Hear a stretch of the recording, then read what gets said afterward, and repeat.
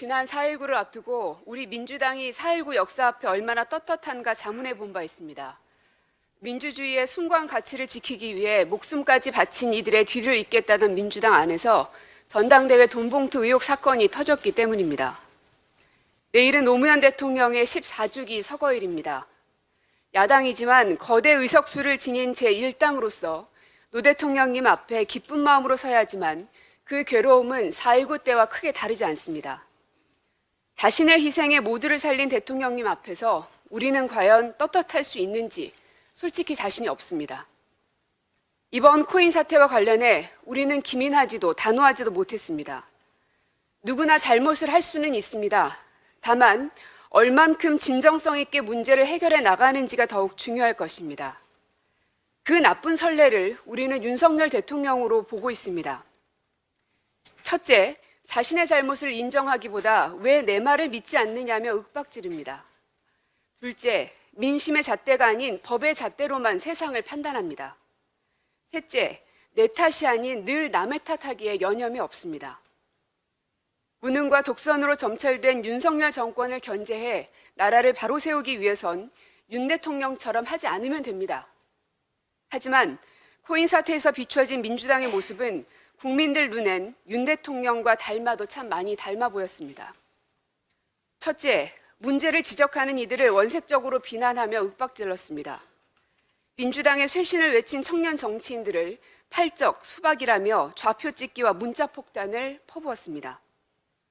둘째, 코인 투자가 불법이 아닌데 뭐가 문제냐고 말합니다. 다시 한번 말하지만 코인은 불법이 아닙니다.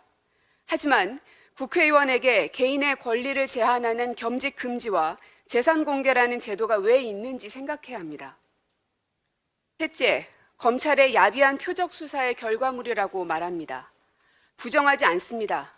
다만 그 판단은 우리가 아닌 국민들에게 맡겨야 했습니다.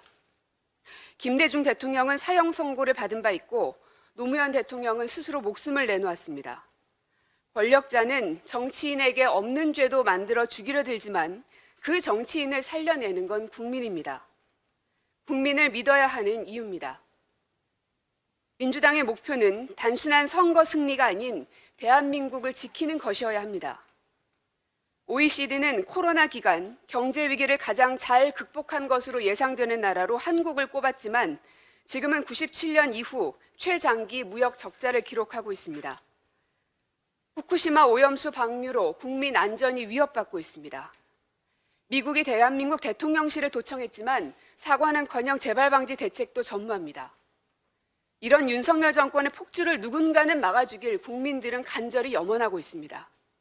하지만 민주당의 모습은 국민이 아닌 민주당을 살리는 일에만 전념하고 있는 것만 같습니다. 반성 없는 윤석열 대통령을 보며 국민들은 독선이라 말합니다. 윤심 줄 세우기를 위해 친윤을 감싸고 비윤을 잘라내는 대통령을 보며 리더의 자격이 없다고 말합니다. 윤석열 대통령처럼 하지 않으면 됩니다.